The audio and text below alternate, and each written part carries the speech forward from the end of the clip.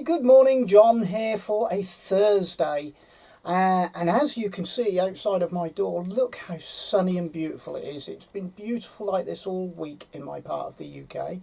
And it does make you feel better, doesn't it?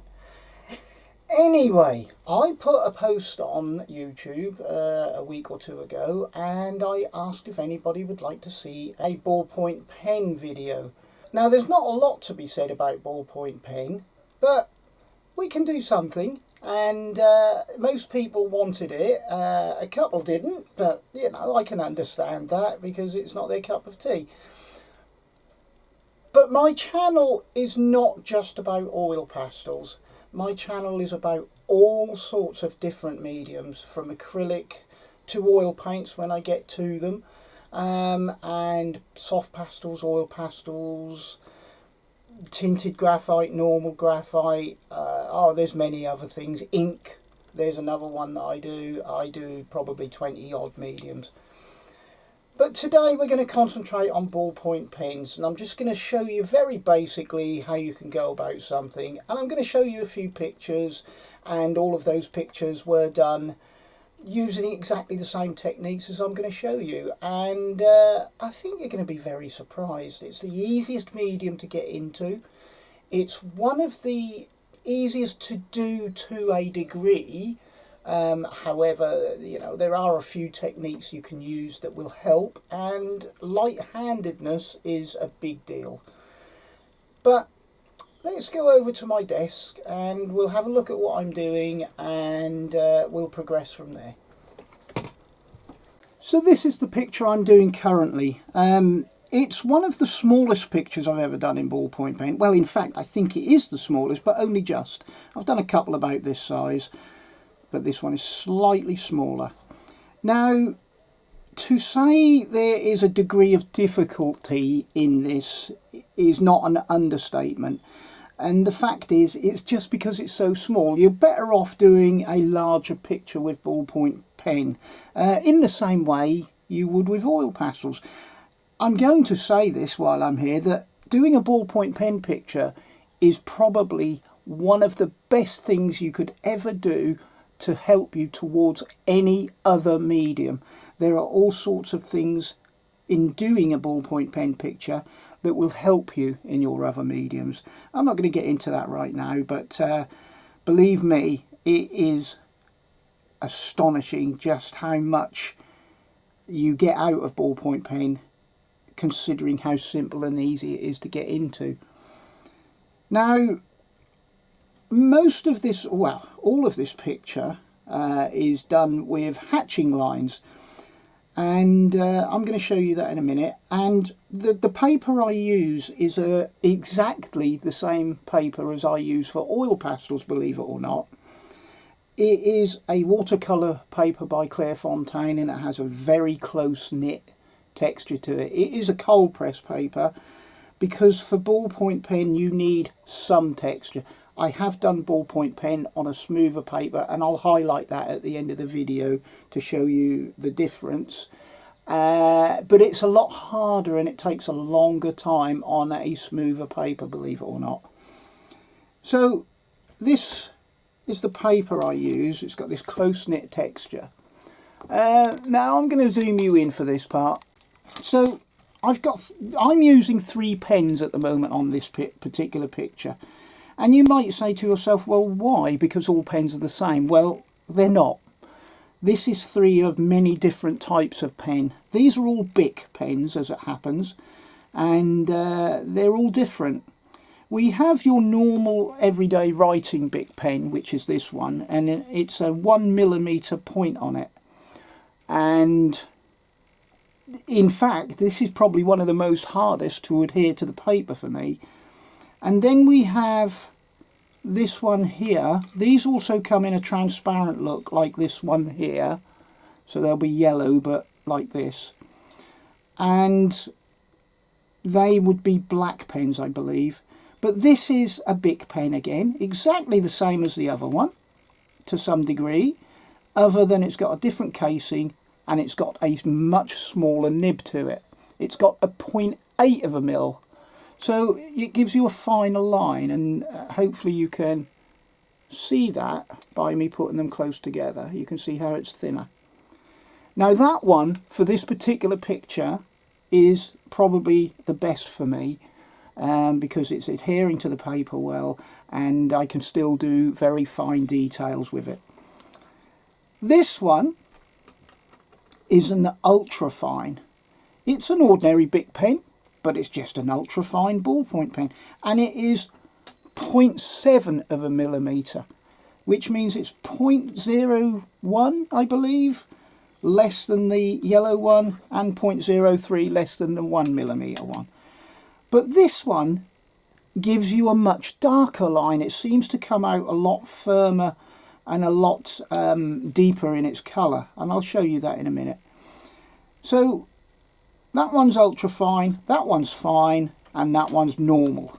There is in fact a larger pen, which is a 1.6, and I would use that for bigger, broader areas and to get much darker tones and to cover large areas and get it deeper and darker and cover it quicker. But you would realise what they're like once you start using them, and you would get used to what you want them for. So I've got this textured paper, and quite literally I'm going to start from the highest 1 millimetre pen. Okay, now it's great to write with the 1 millimetre pen, but for hatching on the paper it's not so good unless you press a bit harder, because I have to go very lightly like this. So literally what I am doing is this, hatching. Hatch, hatch, hatch, hatch, hatch, hatch. But I'm doing it very close, very lightly, very together. And this way I can get some very light tones, and I can cover this paper. I suspect you can barely see that. But it's adhering to the paper, and I'm just literally hatching. So I'm going down, touching the paper, downwards, lifting the pen, going down, lifting the pen, going down, like this. But I'm doing it very close together to get it filled in. And I can go back over it like this and make it darker. And this is how you will get your tones. So you can do one layer. It's all about layering with ballpoint pen. Then you can do another layer over the top of it,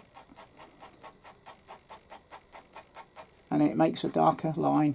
And then you can do another layer, and all the time you're adding extra ink to the paper and you're filling in the texture of the paper, and it will get darker and darker, and that's how you get your gradual tones.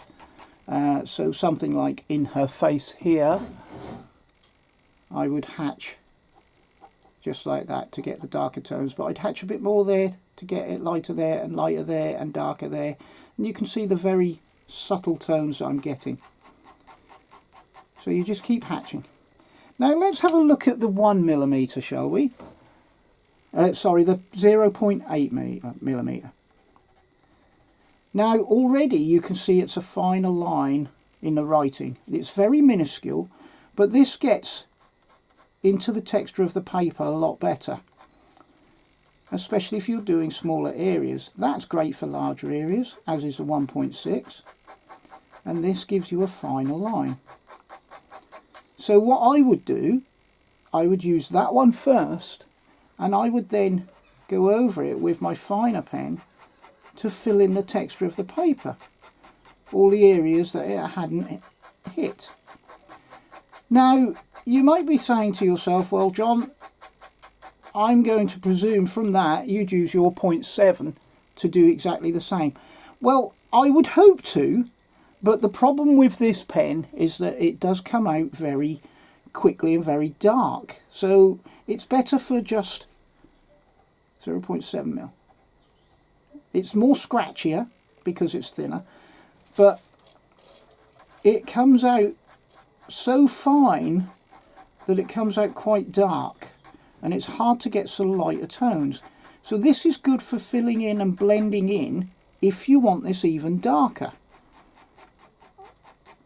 and it will fill in the texture of the paper. So the 1 mil gives you your basis. The 0.8 fills it in and gives you fine detail. This one gives you darker, deeper tones and fills in the texture of the paper better. So them two I use for blending in and filling in, and that one just for the basics. Now if I wanted lines, I would obviously use this for a darker line. Alright, and this one probably not for quite such a dark line. I think you might be able to see the difference. And this one for not quite such a dark line. So that's very minuscule, but there is a big difference, and you will realise that when you start painting.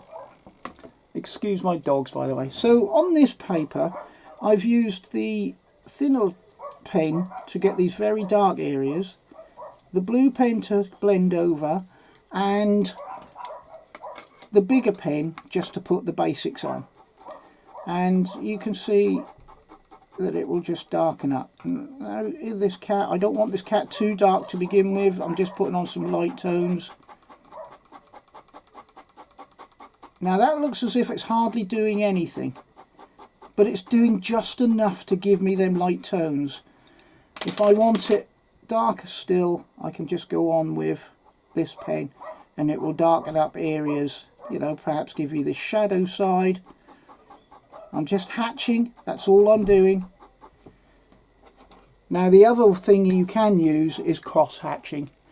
So that is basically that and that, right? But of course you do it very close together. And that again helps you to fill in the texture of the paper. So go that way. And it'll just fill everything in.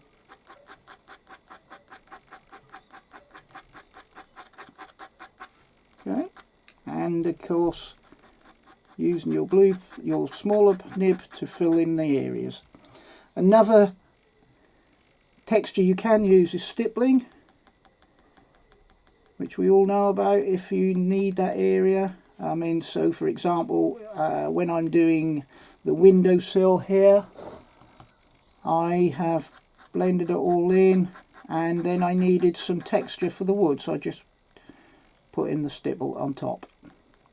And then I might just blend that over just to blend it in a bit better, just to make it a little bit less prominent, depending on what I need. Any white areas you have to leave white, so you have to work around them. Another one you can use is this curl technique. I don't use that hardly at all, but I know one artist that uses this for everything he does, and he's brilliant. So that's just a very basic outline. There is my picture. For this arm, for example, as in other places, I had to get it darker by just keep going over and over and over, but in a light way. You mustn't press hard. Just skip over the top of the paper, and eventually your texture will fill in. You just keep going like that. But if you press too hard, what's going to happen is you're going to go like this. You're filling it in, and then all of a sudden, if you press too hard, you're going to get deep lines. And if you want a smooth texture, you're going to have to blend that in. So you're going to have to get as dark as that to actually get rid of that line. And that's not what we want, because of course that might make the tone too dark. So that's a basic introduction to ballpoint pens. If there's one medium that I can tell you will change your art in every other single medium, it is doing a ballpoint pen picture. There are so many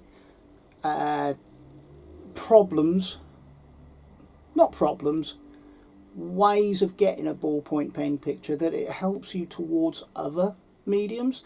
So I'm talking about tonal areas, I'm talking about leaving white, I'm talking about rectifying, and ballpoint pen pictures, light-handedness, but ballpoint pen pictures are the way to help you with your other mediums.